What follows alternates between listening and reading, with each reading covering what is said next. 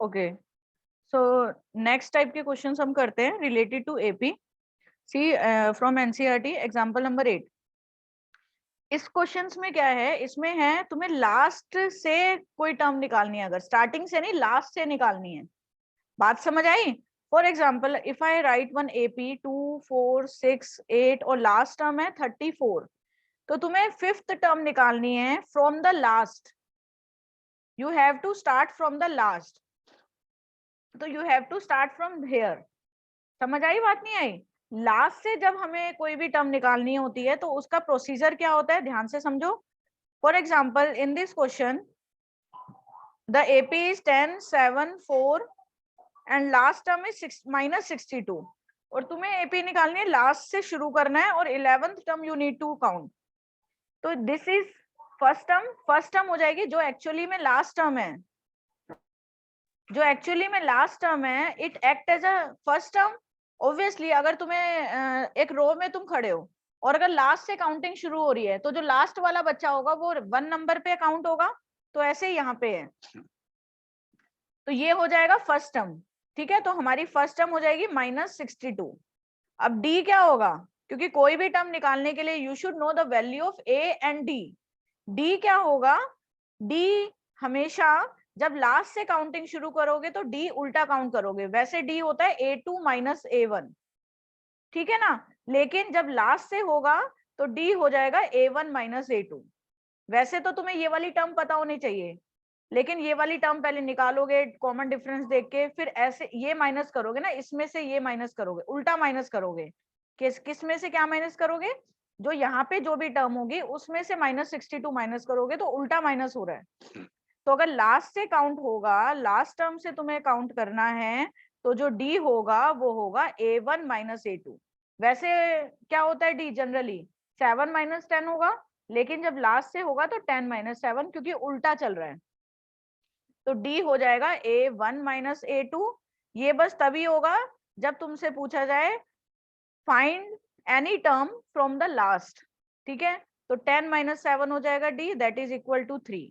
तो डी आ गया 3, ए आ गया -62, and you can easily get the value of A N, that is कौन सी टर्म निकालनी है, 11th टर्म। तो ए 11 हो जाएगा इधर, a 11 equals to a plus n -1 d. A क्या है -62 plus n is 11 -1 d. D क्या है 3, and that will be -62 plus 10 into 3, -62 plus 30, and it will be -33. This is your answer. Is it clear? So this is the 11th term from the last.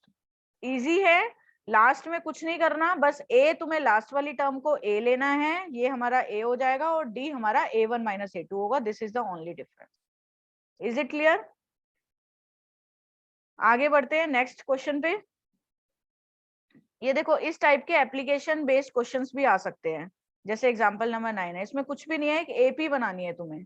AP बन जाएगी तो तुम कोई भी interest निकाल सकते हो। जैसे इसमें सम दे रखा है 1000 है, इन्वेस्ट हो रहा है 8% पर ईयर। उसके बाद एपी निकालो, अलग अलग ईयर का इंटरेस्ट निकाल के एपी बन जाएगी वो। और उसके बाद eight the end of 30 years मतलब A30 निकालना है। तो सबसे पहले एपी निकालो। सिंपल इंटरेस्ट का फॉर्मूला सबको पता ही होगा आई थिंक। सिंपल इंटरेस्ट का फॉर्मूला होता है SI equals to P into R into T by 100। तो फर्स्ट ईयर का क्या होगा, P पता है 1000, R पता है 8, और टाइम पता है फर्स्ट ईयर के लिए 1 हो जाएगा, और अपॉन में 100, तो पहले साल का इंटरेस्ट आ जाएगा। सिमिलरली सेकेंड ईयर का निकालोगे तो T की जगह 2 पुट करोगे, सेकेंड ईयर का आ जाएगा।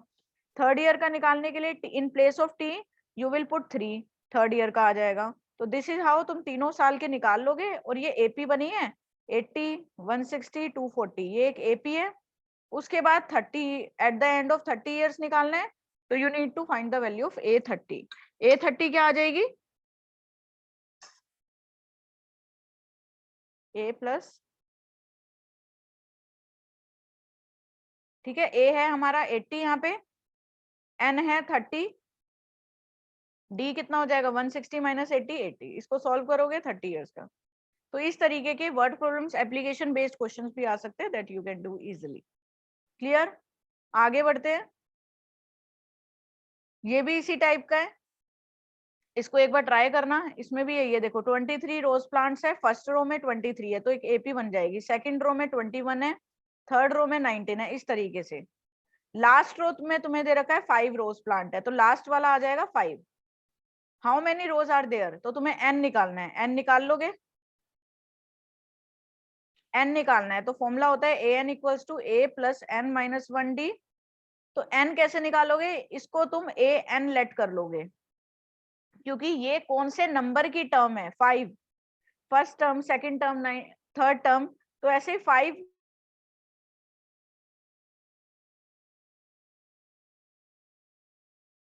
तो ऐसे ही 5 कौन से नंबर की टर्म है वो निकाल लोगे। वो तुम कैसे निकालोगे, ए एन के बदले 5 पुट करके, और फिर ए हो जाएगा 23 प्लस एन माइनस 1, डी कितना हो जाएगा 21 minus 23, that is -2।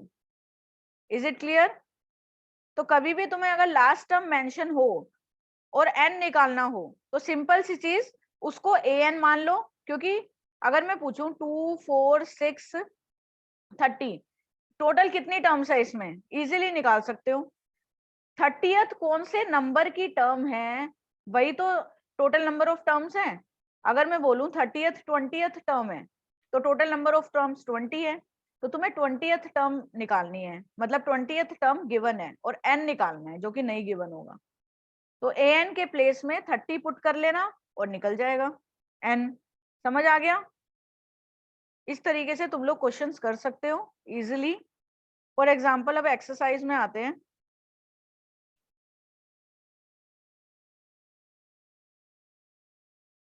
First do some questions. Find in this AP, find the 10th term from the last। और AP दे रखी है 3 6 9 12 और लास्ट टर्म मेंशन है तुम्हें 60। Okay, do this question, do fast.